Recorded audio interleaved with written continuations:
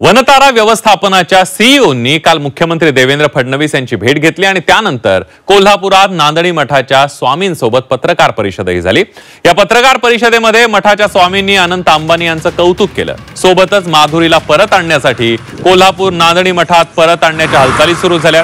ही खुशखबर माधुरीला सांगण्यासाठी झी24 तासची टीम वनताराला पोहोचली। पाहुयात झी24 तासनं थेट वनतारामधून घेतलेला आढावा।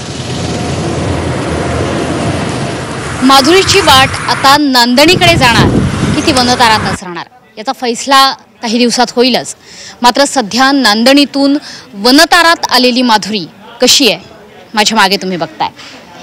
ही तीच माधुरी उर्फ महादेवी हत्तीण आहे जिला नांदणीतून 48 तासांचा प्रवास करून वनतारामध्ये आणलेला आहे।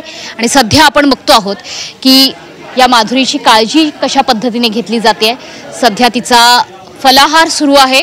माधुरी हत्तीण ही ट्रेंड हत्तीण आहे असं नांदणी गावातल्या नागरिकांचं म्हणणं होतं। ज्या मठामध्ये ती होती त्या मठामध्ये तिची कशा पद्धतीने काळजी घेतली गेली ते सुद्धा कोल्हापूरकरांनी आपल्या माध्यमातून सांगितलेलं आहे। मात्र सध्या वनतारामध्ये सुद्धा तिची कशी काळजी घेतली जाते ते आपण बघतो आहोत। तर सध्या माधुरीचा दिनक्रम आपण बघतोय। मला सांगा की तुम्ही माधुरी सोबत इथे तिच्याबरोबर दिनक्रम तिचा कसा आहे ते आखताय, तिच्यावर उपचार सुद्धा करता आहात। सध्याचा माधुरीचा दिनक्रम कसा आहे आणि माधुरीच्या आत्ताच्या हावभावांमधनं तिची मानसिक अवस्था कशी आहे आपल्याला काय कळू शकतं? तर आता तुम्ही बघितलं जस्ट ती हायड्रोथेरपीचा तिचा सेशन कंप्लीट करून इकडे आलेली आहे। आणि तुम्ही आता जसं बघताय की इथे तिच्यासाठी आपण आता तिचा जो हा स्पेशली आमचा लंच टाईम तिच्यासाठी आला आहे। आता ती एक्सरसाइज करून आली, आता तिचा लंच टाईम हा झालेला आहे।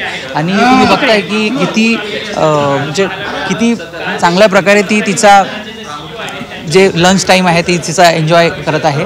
आणि एकंदरीत तुम्ही जर तिच्या डोळ्यातनं बघू शकता की किती तिला जो रिलीफ आहे ह्या थेरपीमधनं, जे तिच्या बोनचे जे इश्यूज आहे, पायाच्या बोटांमधली बोनचे जे जॉईंटचे इश्यूज आहे त्यावरती आमच्या जे वेगवेगळे ट्रीटमेंट रिजिम आहे, आपला हर्बल आयुर्वेदिक मसाज असू द्या, ऑइल मसाज असू द्या, हायड्रोथेरपी असू द्या आणि तसंच आपल्या आयुर्वेदिक ट्रीटमेंट पण असू द्या, त्यावरनं बरीच आपल्याला आता याची इम्प्रूव्हमेंट दिसत आहे। हत्ती रडतात का?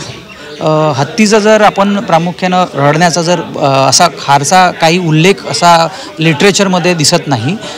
तर बऱ्याच वेळा हत्तीच्या डोळ्यातनं जे पाणी येतं म्हणजे आता हा स्टडी जो आहे हा अनडिफाईंड आहे।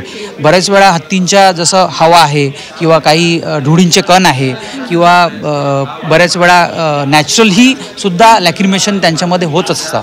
तर म्हणजे सध्या स्थितीत असा स्पेसिफाईक असा स्टडी नाही आहे की ज्यावरून आपण सांगू शकतो की नेमकं ते त्याच्यामागं सायकोलॉजिकल भावनिक रिझन आहे किंवा मग जनरली बऱ्याचदा म्हणजे आता आमच्या इथे पण नॉर्मली सुद्धा जेव्हा थंड हवा असते किंवा बऱ्याच वेळा धुळीचे कण असतात, बऱ्याच वेळा खूप साऱ्या वर्दळमध्ये काही पाण्याचे असलं तर त्यावेळीसुद्धा हत्तीच्या डोळ्यातून अश्रू निघत असतात। न्यायालयाच्या प्रक्रियेची वाट चालून झाल्यानंतर कदाचित माधुरी लवकरात लवकर कोल्हापूरची नांदणीची वाट चालेल अशी समस्त कोल्हापूरकरांना अपेक्षा आहे।